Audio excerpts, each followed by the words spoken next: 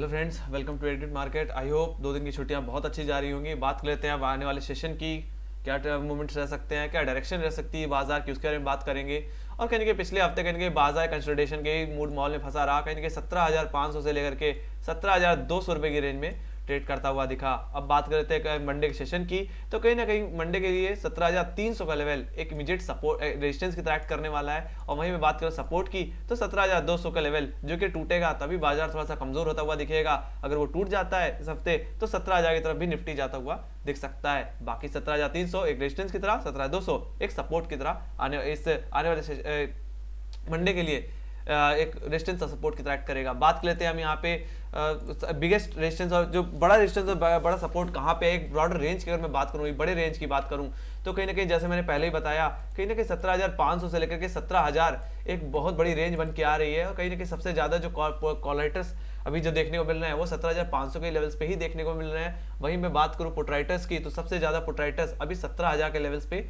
देखने को मिल रहे हैं। तो इस आने वाले हफ्ते में मुझे लगता है ये 500 पॉइंट्स की रेंज में बाजार ट्रेड करता हुआ दिख सकता है। बाकी सबसे बड़ी जो बियरिशनेस आने वाली है बाजार में वो 17,000 के नीचे ही आने वाली है। तो 17,000 के नीचे अगर बाजार फिसले तो अच्छी खासी गिरावट आएगी, और ये गिरावट कहीं ना कहीं 16,000 दोबारा 16,800 16,900 की रेंज में लेके जाती हुई दिखेगी।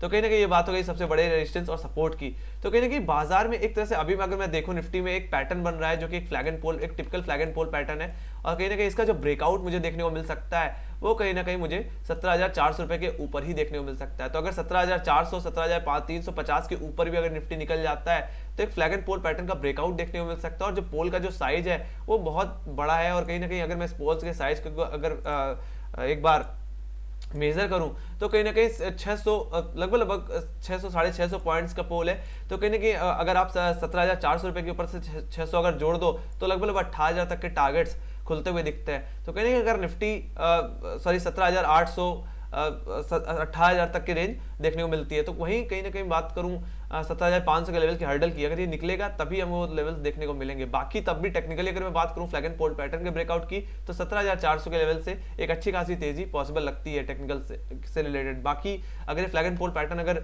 इनवैलिड हो जाता है, अगर हम 17,200 के नीचे अगर फिसल जाते हैं, तो फिर ये गिरावट सीधे हमें 17,000 की तरफ ही लेके जाती हुई दिखेगी।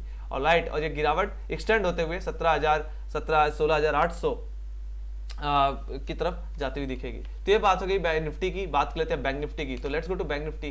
तो बैंक निफ्टी में कुछ खास देखने को नहीं मिला है इस बीच के ट्रेडिंग सेशंस में। इसमें जो ब्रॉडर रेंज बन के आ रही है वो कहीं ना कहीं अधिकतर जो बैंक निफ्टी ने जो ट्रेड किया है वो कहीं ना कहीं 39,000 से लेकर के 37,000 की रेंज में ही ट्रेड किया है। और राइट, ये बहुत बड़ी ब्रॉडर रेंज है। बाकी कहीं ना कहीं बात करूं मैं इस आने वाले हफ्ते की रेंज की, तो 38,000 से लेकर के 37,000 की रेंज, इस रेंज में बाजार ट्रेड करता हुआ दिख सकता है। बाकी अगर 37,000 का लेवल अगर टूट जाता है तो बैंक निफ्टी एक तरह से बियरिशनेस जो कहते हैं, बियरिशनेस जो स्टार्ट हो जाएगी वो 37,000 के नीचे से स्टार्ट हो जाएगी। तो 37,000 तक अगर ये लेवल टूट जाए तो 36,500 और 36,000 तक के लेवल्स भी देखे जा सकते हैं।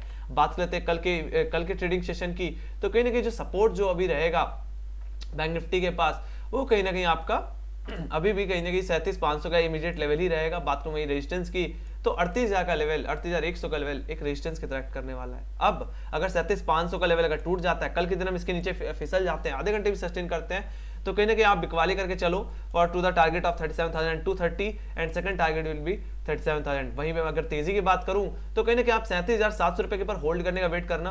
अगर कल के दिन अगर 37,700 रुपए को बैंक निफ्टी होल्ड कर जाए तो ही तेजी करिए। फर्स्ट टारगेट आपका रहेगा 37,900 और सेकंड टारगेट जो रहेगा वो 38,100 का लेवल रहेगा। कहीं ना कहीं बाजार में कमजोरी है तो एक कमजोरी 37,000 के नीचे से ही आती हुई दिखेगी। तो अगर बैंक निफ्टी 37,000 के नीचे फिसल जाए और निफ्टी कहीं ना कहीं 17,200 के नीचे फिसल जाए तो बाजार में एक तरह से सेल ऑन राइज करके ही चलते रहना चाहिए।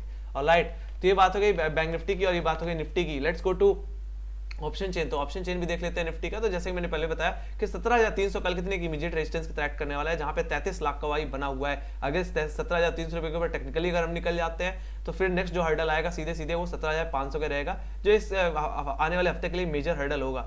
ऑलराइट, 17,500 जब तक नहीं निकलेगा तब तक हम 17,800 18,000 के लेवल्स नहीं देख पाएंगे। वहीं बात कर लूं मैं सपोर्ट की, तो कल के दिन जो इमीडिएट सपोर्ट रहेगा वो 17,200 पे ही रहेगा। तो कहेंगे 17,200 का लेवल अगर टूट जाए तो ये मुझे मंदी करके चलनी चाहिए टुवर्ड्स 17,000, जहां पे सबसे ज्यादा पुट राइटिंग देखने को मिले, लगभग 61 लाख का वाई देखने को मिल रहा है। तो कहीं ना कहीं बाजार में दोबारा मूड चेंज हो रहा है डाउन साइड की तरफ, तो कहीं ना कहीं फिर से बाजार फिसलता हुआ दिख सकता है। तो जैसे मैंने पहले बताया 17,200 के नीचे जाएगा तो अभी मुझे लगता है सेल ऑन राइज करके चलते रहना चाहिए।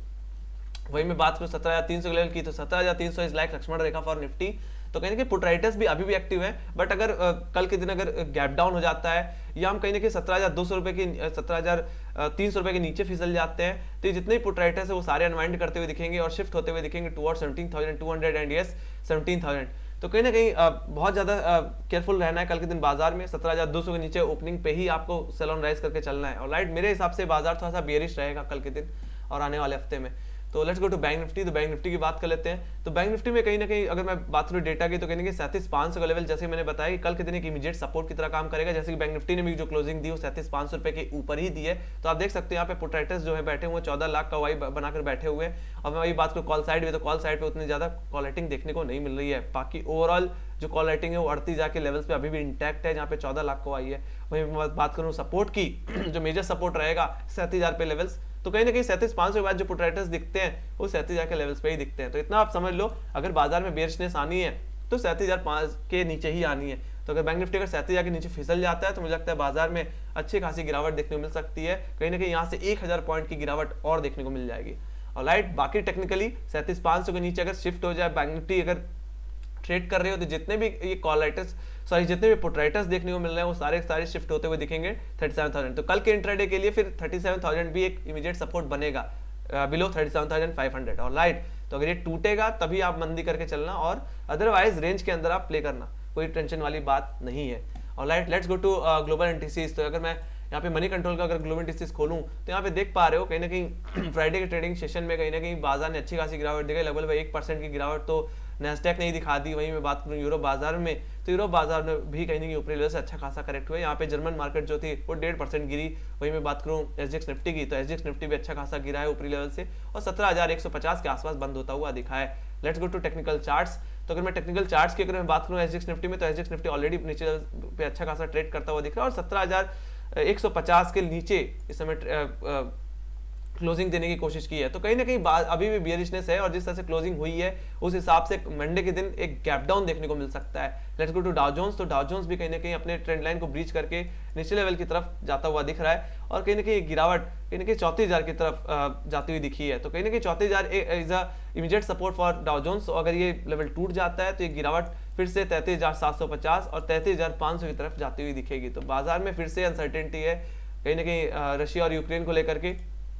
वहीं मैं बात करूं नेस्डैक में, तो नेस्डैक भी अभी भी लगातार फिसलता हुआ दिख रहा है, कोई तेजी मैं नहीं देख पा रहा और ये गिरावट कहीं ना कहीं दोबारा इसके लोस तक लेके जाएगी, जो कि कहीं ना कहीं हमारे 18 फरवरी के समय बने थे 13,470 के आसपास। तो कहीं ना कहीं डाउ जोन्स थोड़ा और फिसलता हुआ दिख सकता है। तो बाजार में कमजोरी है और मुझे लगता है मंडे के सेशन में कहीं ना कहीं गैप डाउन देखने को मिल सकता है। तो इस चीज को आप देखकर बहुत ज्यादा कॉशियस रहिए। बाकी मैं एक और टेक्निकल चार्ट दिखाना चाहूंगा यहाँ निफ्टी का। ये डेली टाइम फ्रेम का चार्ट खुला हुआ है, मैं यहाँ पे आवरली टाइम फ्रेम कर देता हूँ ताकि आपको और थोड़ा बेहतर तरीके से समझ में आए। तो कहीं ना कहीं यहाँ पे बैंक निफ्टी में एक तरह से डेली टाइम फ्रेम ही है, बट कहीं ना कहीं मैं आवरली टाइम फ्रेम में दिखा रहा हूँ ताकि आपको साफ साफ दिखे।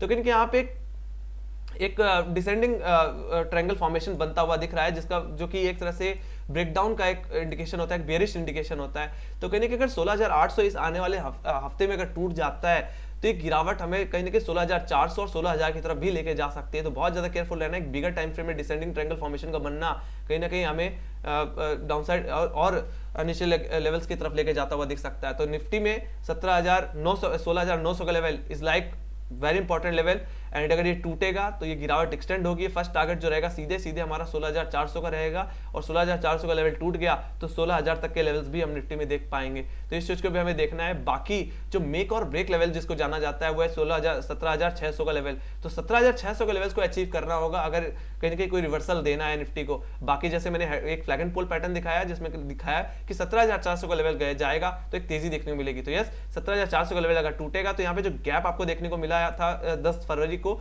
वो फिल होता हुआ दिखेगा। साथ ही साथ हम दोबारा कहीं ना कहीं 16,600 के लेवल्स को तोड़ने का टाइम लगा सकते हैं। तो 16,600 16,650 का लेवल अगर टूट गया तो निफ्टी में एक बिगर टाइम फ्रेम एक रिवर्सल आ सकता है और ये तेजी फिर 18,000 18,200 18,300 की तरफ भी जाती हुई दिखेगी। तो इस चीज को आप ध्यान में रखना। कहीं ना कहीं 16,800 16,000 850 का लेवल इस बार दोबारा रिटेस्ट हो जाता है तो निफ्टी फिसलती हुई दिखेगी और ये गिरावट 16,000 तक भी जाती हुई दिख सकती है। तो ये मेरी तरफ से जो मैंने देखा, इंडिकेशन मुझे मिले, उस चीज़ के बारे में मैंने बात की।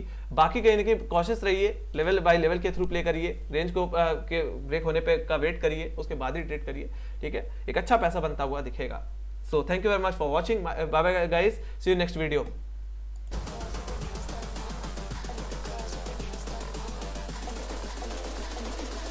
I think the girls with their nails done now.